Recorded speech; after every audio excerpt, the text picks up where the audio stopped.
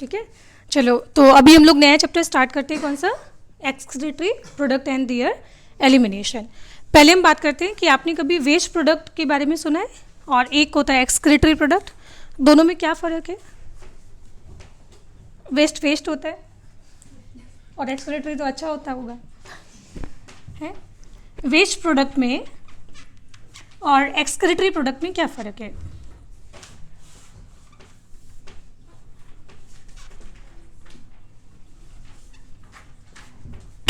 देखो,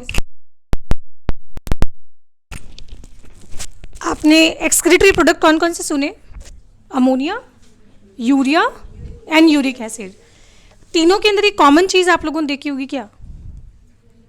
तीनों में क्या होता है? नाइट्रोजन प्रेजेंट होता है। तो यानी इसका मतलब जो भी आपके पास नाइट्रोजीनस वेस्ट प्रोडक्ट होते हैं उन्हीं को हम लोग क्या बोलते हैं? एक्सक्रीटरी प्रोडक्ट बोलते हैं। अब आपके पास एक्सक्रीटरी प्रोडक्ट कितने टाइप के होते हैं? 3 तरह के होते हैं। और ये भी किसके बेसिस पे? कि वो एनिमल रहते कहाँ पे, है ना? एनिमल रहता कहाँ पे? अब डिपेंड करता है। देखो, एनिमल अगर पानी में रहता है तो आप लोग जानते हो कि अमोनिया, अच्छा हमारी बॉडी में ये अमोनिया बनती क्यों है ये बताइए। नहीं, सही बात है, पहला अमोनिया होगा इसके अंदर, फिर दूसरा इसमें यूरिया होता है एंड तीसरा इसमें यूरिक एसिड होता है। पर पहले मुझे बताइए ये अमोनिया बनती क्या है, यूरिया क्यों बनता है और यूरिक एसिड का फॉर्मेशन ही क्यों होता है? तो आप लोगों ने रेस्पिरेशन वाला चैप्टर पढ़ा था। रेस्पिरेशन वाले चैप्टर में हम बोलते हैं कि अगर आप कार्बोहाइड्रेट को अगर कभी भी यूज़ करोगे तो कार्बोहाइड्रेट का फॉर्मूला तो ये होता है ग्लूकोज का। तो जब भी इसको रेस्पिरेशन में आप बर्न करोगे तो कार्बन डाइऑक्साइड के फॉर्म में और हाइड्रोजन जो होगा वो तो वाटर के फॉर्म में एलिमिनेट हो जाएगा। तो कार्बोहाइड्रेट को कभी भी यूज़ करने पर as a excretory waste ammonia कभी रिलीज नहीं होता है, राइट? सो उसके अलावा फैट के अंदर आप ग्लिसरॉल का स्ट्रक्चर देख लीजिए, फैटी एसिड का स्ट्रक्चर देख लीजिए, उनमें भी आपको कहीं नाइट्रोजन दिखाई नहीं देता है। तो यानी जब कभी भी हम रेस्पिरेशन के अंदर कार्बोहाइड्रेट और फैट को जब यूज़ करते हैं तो उसमें एज अ वेस्ट प्रोडक्ट कभी भी अमोनिया प्रोड्यूस नहीं होता है। पर आप प्रोटीन जानते हो, प्रोटीन के अंदर आप अमाइनो एसिड के स्ट्रक्चर को जानते हो। तो अमाइनो एसिड के स्ट्रक्चर के अंदर कौन सा ग्रुप आता है? अमाइनो ग्रुप आता है। तो जब कभी भी हम रेस्पिरेशन में प्रोटीन को या फिर अमाइनो एसिड को एज ए रेस्पिरेटरी सब्सटेंस की तरह यूज़ करेंगे तो उनको यूज़ करने पर सबसे पहले होता क्या है? अमाइनो एसिड का डीअमाइनेशन होता है, वो माइटोकॉन्ड्रिया में होता है और उसके डीअमाइनेशन की वजह से यहाँ पे क्या प्रोड्यूस होता है? अमोनिया। याद रखना, क्या प्रोड्यूस होता है? अमोनिया। तो ये अमोनिया बना कैसे? By the deamination of amino acid. और ये प्रोसेस होता कहाँ पे? माइटोकॉन्ड्रिया के अंदर होता है। तो ये बनता कैसे है? डीअमाइनेशन ऑफ अमाइनो एसिड। और ऐसा हमने रेस्पिरेशन वाले चैप्टर में पढ़ा था, कहाँ पे? माइटोकॉन्ड्रिया में। इतना क्लियर हो गया कि अमोनिया क्यों बनती है हमारे शरीर में। अच्छा, अमोनिया क्यों टॉक्सिक होती है ये भी मैं आपको ऑलरेडी पढ़ा चुकी हूँ रेस्पिरेशन में। कैसे? कि अमोनिया जो होते हैं वो एक्चुअल में प्रोटोन ग्रेडियंट को डिस्टर्ब करता है एंड प्रोटोन ग्रेडियंट जरूरी होता है एटीपी बनाने के लिए। तो अगर अमोनिया ज़्यादा होगी बॉडी के अंदर तो वो प्रोटोन ग्रेडियंट को डिस्टर्ब कर देंगे, एटीपी प्रोडक्ट्स प्रोड्यूस नहीं होगा और उसकी वजह से डेथ हो जाएगी। डेथ हो गई तो इसका मतलब आप बोलोगे कि अमोनिया जो होता है वो टॉक्सिक नहीं बेटा, हाईली टॉक्सिक, और वो भी क्या है? गैसेज है ना? तो अमोनिया क्या हो जाता है? This is highly toxic gases होता है। और इसको बाहर निकालने के लिए आपको बहुत ज़्यादा एक्सेस में वाटर की नीड होती है क्योंकि अमोनिया वाटर सॉल्यूबल होता है। क्यों? अमोनिया वाटर सॉल्यूबल कैसे होता है? तो अमोनिया का डायग्राम याद है? ये NH3 होता है मॉलिक्यूलर स्ट्रक्चर और उसमें नाइट्रोजन होता है, नाइट्रोजन के ऊपर एक लोन पेयर होता है एंड ये लोन पेयर डोनेट करके किसको रिसीव कर सकता है?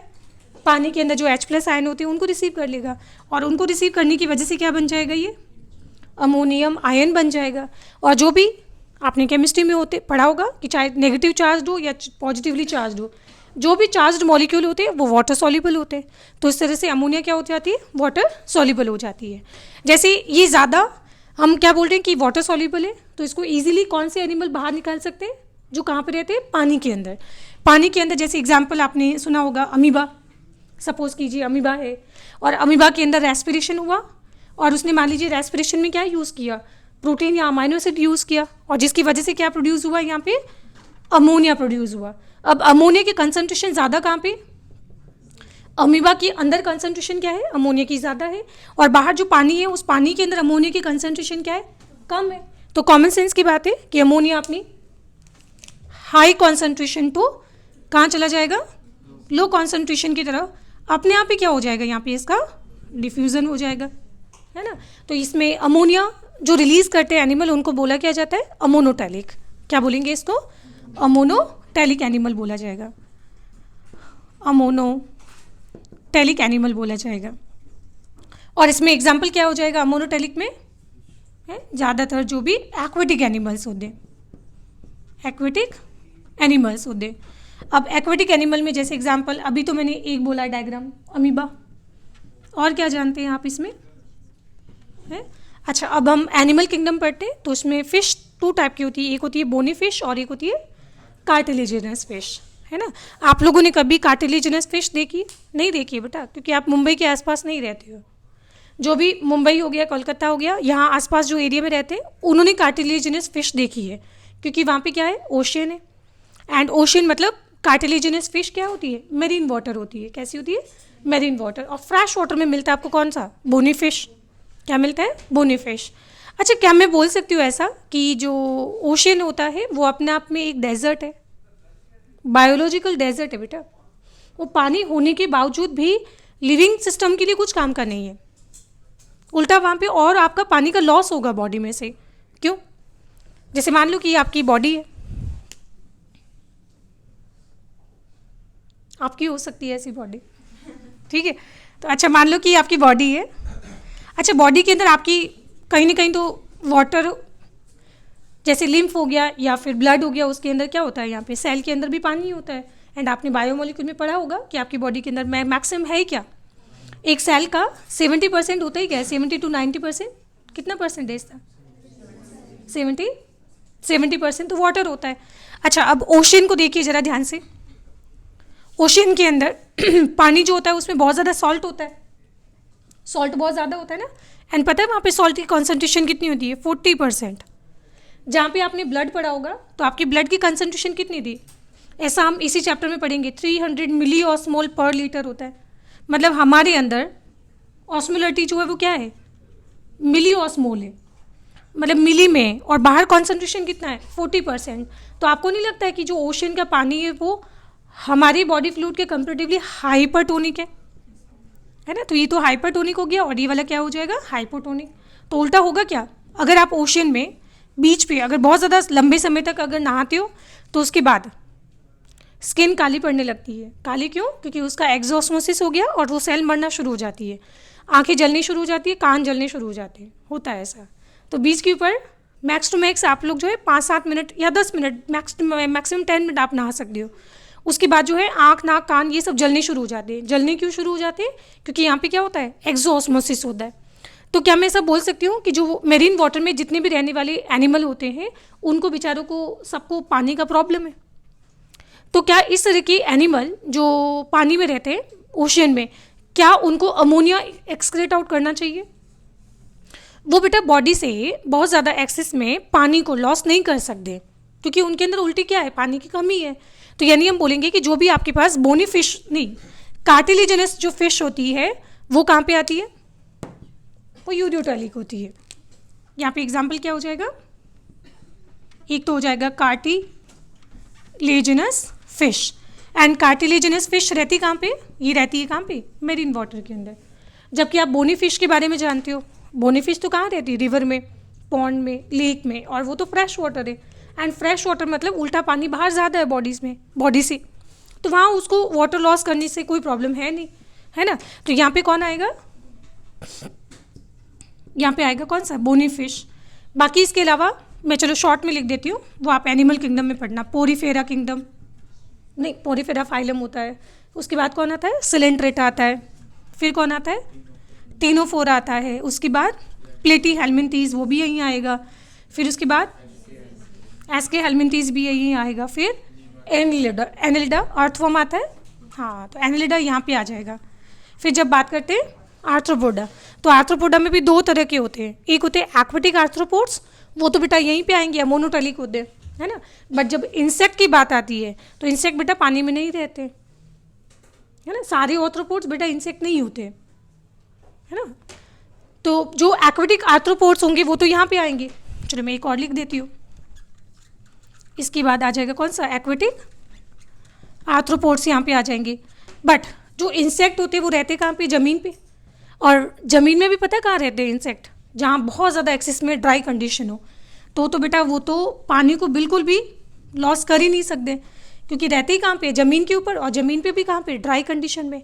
तो वो अपना एक्सक्रीटरी वेस्ट अमोनिया के फॉर्म में तो नहीं रिलीज़ कर सकते हैं, क्योंकि जब कभी भी अमोनिया को रिलीज़ करना होगा, और क्योंकि अमोनिया वाटर सॉल्युबल होती है, तो बॉडी से वाटर का बहुत ज़्यादा एक्सेस में लॉस भी होगा, और इतने ज़्यादा लॉस को वो टॉलरेट नहीं कर सकते। सो दैट्स वाई इंसेक्ट जो है वो कहाँ पे आएंगे, वो यहाँ पे आएंगे, वो यूरिकोटेलिक होते हैं, कोई परेशानी। फिर आर्थ्रोपोडा के बाद इकाइनोडर्मिटा वापस यहीं पे आ जाएगा, मॉलस्का भी यहीं आ जाएगा, ठीक है। फिर बात करते हैं वर्टिब्रेट्स में, तो वर्टिब्रेट्स में परम, fishes, amphibia, reptiles, Aves and mammals. तो फिश, बोने फिश यहाँ पे आएगी, जो आपको मिलती है फ्रेश वाटर में, एंड कार्टिलेजिनस फिश जो मेरीन वाटर में मिलती है वो यहाँ मिलेगी। इतना तो कॉमन सेंस यूज़ कर ही सकते हो आप, है ना। अच्छा, इसके बाद बोनी फिश के बाद एम्फीबियंस। तो एम्फीबियंस में क्या होता है, आपने फ्रॉग पढ़ा था, तो फ्रॉग का जो लार्वा होता है वो कहाँ रहता है, पानी में, है ना। तो एक्वेटिक नहीं, लार्वा ऑफ एम्फीबियंस, वो कैसे होते हैं, एक्वेटिक होते हैं। तो फ्रॉग का लार्वा जो है वो कैसा होता है, अमोनोटेलिक होता है। पर जैसे ही फ्रॉग ज़मीन पे आएगा, तो अगेन जब ज़मीन पे आया तो ज़मीन पे दिक्कत क्या है, पानी की, तो उनको पानी सेव करना है, तो वो अमोनिया के फॉर्म में वाटर को लॉस नहीं कर सकते, तो उनको पानी बचाना है। तो पानी बचाने के लिए वो एक्चुअल में अमोनिया को कन्वर्ट कर देते हैं किस में, यूरिया के अंदर, है ना। तो यहाँ पे एडल्ट एम्फीबियन क्या हो जाएंगे, है ना, एडल्ट एम्फीबियंस यहाँ पे आ जाएंगे। अब एम्फीबियंस की बात कौन बचा, परम, fishes, amphibia, reptiles, birds and mammals. आपने कभी सांप को पानी पीते हुए देखा है? क्योंकि वो पीते ही नहीं है, और जब पीते हैं तो हार्डली। अच्छा, बर्ड्स को कभी पानी पीते हुए देखा है, पानी की बोतल लेके घूमते हुए देखा है कभी? नहीं ना। और पानी भी जब पीती है तो कितना मुश्किल से एक बूंद बस पीती है। और बर्ड्स रहती कहाँ पे, जनरली हवा में, है ना। और हवा मतलब क्या होता है तो ज़मीन पे, पर ज़मीन में भी कहाँ पे, वेरी ड्राई एटमॉस्फेयर में। तो बेटा वो वाटर को लॉस नहीं कर सकते, तो उस कंडीशन में वो क्या करते हैं, उसको कन्वर्ट कर देते हैं किस में, यूरिक एसिड में, है ना। तो इसमें एग्जाम्पल कौन आ जाएगा, यहाँ पे बर्ड्स भी आ जाएगी, और यहाँ पे आ जाएंगे कौन से, रेप्टाइल्स, बर्ड्स, रेप्टाइल्स, है ना। और फिर उसके बाद बचा कौन, मैमल्स मतलब आप, और आप कौन है, तो इसमें एग्जाम्पल आता है ह्यूमन। तो ह्यूमन क्या होता है, यूरियोटेलिक होता है। यहाँ किसी को परेशानी नहीं। स्नेल क्या होता है, स्नेल तो मॉलस्क का है ना, स्नेल रहता है कहाँ पे, ज़मीन पे ना। तो ज़मीन पे अगर होगा तो क्या होना चाहिए वो, और जो यूरिया रिलीज करते हैं उनको बोलते क्या है, यूरियोटेलिक। और जो यूरिक एसिड रिलीज करते हैं उनको, ये दिखाई दे रहा है, तो ये क्या हो जाएगा, दिस इज यूरिकोटेलिक एनिमल हो जाएगा, है ना। अच्छा, मैं फिर बोल रही हूँ बेटा कि अमोनिया से यूरिया बनाने की क्या ज़रूरत पड़ी। इधर देखिए आप, ये अमोनिया है, वन मोर अमोनिया है, और ये कौन है, CO2। एंड सेल में तो रेस्पिरेशन की वजह से CO2 बनता ही है। अब यहाँ पे क्या हुआ, देखिए NH2C डबल बॉन्ड O, और ये क्या हो जाएगा, ये डायग्राम किसका है, यूरिया का। तो यूरिया के एक मॉलिक्यूल को बनाने के लिए आपको 2 अमोनिया और 1 CO2 की नीड होती है, 2 अमोनिया और 1 CO2 की नीड होती है। एंड आगे जाके पढ़ेंगे बेटा, एक यूरिया की मॉलिक्यूल को फॉर्म करने के लिए यहाँ पे 2 ATP का खर्चा होता है, और ये काम होता कहाँ पे, लीवर के अंदर। तो ध्यान रखना, यूरिया बनता कहाँ पे, लीवर में, यूरिया बनता कहाँ पे, लीवर के अंदर। तो यूरिया साइकिल कहाँ पे होता है, लीवर के अंदर होता है। तो ये तो पागलपंती हो गई ना बेटा, कि उल्टा आप एनर्जी का इन्वेस्टमेंट कर रहे हो, खर्चा बढ़ा नहीं रहे हो बॉडी का। तो फिर ऐसा क्यों कर रहा है, सीधा अच्छा होता कि अमोनिया के फॉर्म में रिलीज कर देता है इसको। क्योंकि बेटा ये प्रॉब्लम क्या है कि एनिमल जो है वो कहाँ पे रहते हैं, टेरेस्ट्रियल है। ये कैसे है, टेरेस्ट्रियल एनिमल।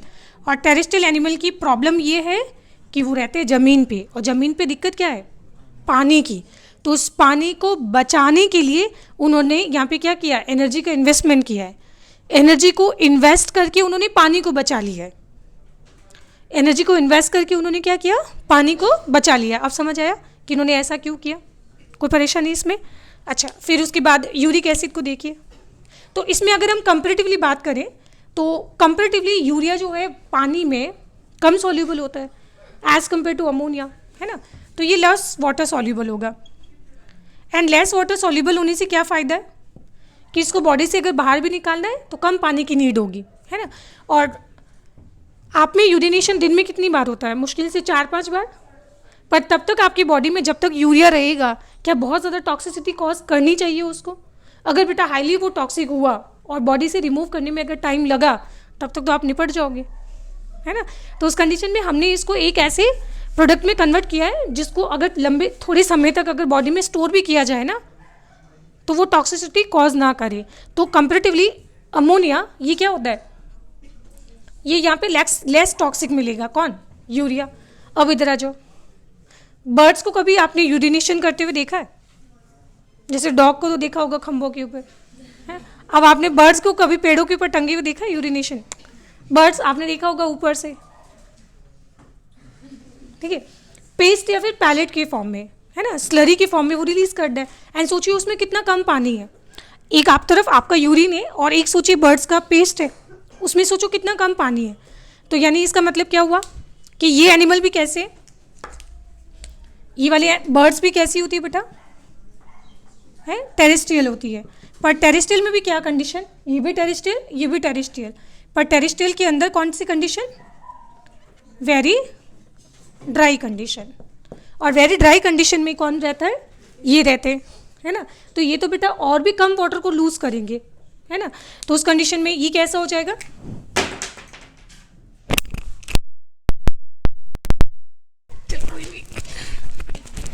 तो बताओ क्या होना चाहिए इसमें।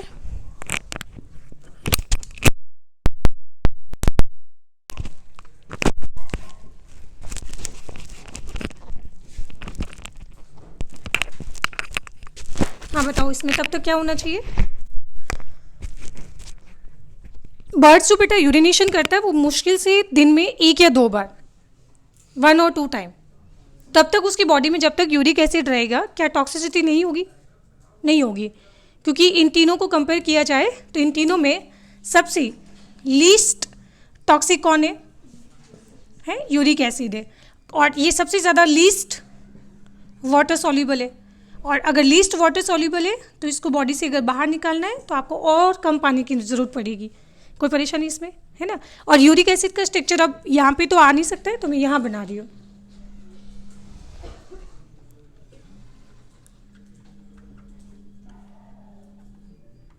अब मैं क्यों बना रही हूँ, अब आपने कभी बायोमोलिक्यूल वाला चैप्टर या मॉलिक्यूलर बेसिस ऑफ इनहेरिटेंस पढ़ा होगा, वो वाला चैप्टर। अब एग्जैक्ट डायग्राम मैं नहीं बना रही हूँ, मतलब ऑलमोस्ट ऐसा डायग्राम होता है किसका, यूरिक एसिड का। अब यूरिक एसिड को देखो, आपको कुछ ऐसा देखा देखा लग रहा है पहले? बायोमोलिक्यूल में हमने जब नाइट्रोजनस बेस बनाए थे, हाँ, कौन से नाइट्रोजनस बेस, जिसमें डबल रिंग होती है, कौन से नाइट्रोजनस बेस होते हैं, प्यूरिन होते हैं। प्यूरिन कौन सा, एडेनिन और ग्वानिन। तो ये आपने प्यूरिन पढ़ा होगा कभी, है ना। इस पॉइंट को यहाँ लिखना है इस जगह पे, ठीक है। तो ये जो प्यूरिन होता है, प्यूरिन में कौन, एडेनिन, एंड कौन होता है, ग्वानिन। तो जब कभी बॉडी के अंदर एडेनिन और ग्वानिन की कंसंट्रेशन जब ज़्यादा हो जाती है तो उसको बॉडी में से एलिमिनेट किया जाता है, हटाया जाता है थ्रू यूरिन, है ना। तो इसको क्या किया जाएगा, ऑक्सीडाइज कर दिया जाता है, क्योंकि आपको दिखाई दे रहा है ऑक्सीडेशन। एंड ऑक्सीडेशन में चीज़ें क्या होती है, डिग्रेड होती है ना। तो एडेनिन और ग्वानिन को डिग्रेड किया जाता है, ऑक्सीडाइज किया जाता है in form of uric acid, ठीक है। तो क्या मैं ऐसा बोल सकती हूँ कि यूरिक एसिड एक्चुअल में देखा जाए तो नाइट्रोजनस बेस प्यूरिन का वेस्ट है, नाइट्रोजनस बेस प्यूरिन का वेस्ट होता है, याद रखना ये। कोई परेशानी इसमें, ठीक है। चलो तो अब वापस रिपीट करते हैं कि देखो ये हाईली टॉक्सिक गैस है, ये वाला लेस टॉक्सिक, ये वाला least toxic. Water soluble, less water soluble, least water soluble, तीनों में कंपेयर किया जा रहा है ना। तो अगर लीस्ट वाटर सॉल्युबल है तो इसको अगर बॉडी से बाहर निकालना है तो आपको बहुत कम पानी की ज़रूरत पड़ेगी, है ना। और ये 2017 या 18 का क्वेश्चन था नीट एग्जाम के अंदर कि यूरिक एसिड जो भी रिलीज करने वाले एनिमल है, ये वाले, चाहे इंसेक्ट हो गया, बर्ड्स हो गया या रेप्टाइल्स हो गया, ये जनरली क्या करते हैं, यहाँ पे इसको रिलीज करते हैं इन फॉर्म ऑफ पैलेट, या फिर बर्ड्स के अंदर क्या बनता है, पेस्ट बनता है। ये नीट में आया हुआ क्वेश्चन एग्जाम में, ठीक है। अच्छा, मैंने क्वेश्चन स्नेल का पूछा था, स्नेल क्या होता है, स्नेल क्या होता है, मैं खुद ही भूल गई, ठीक है।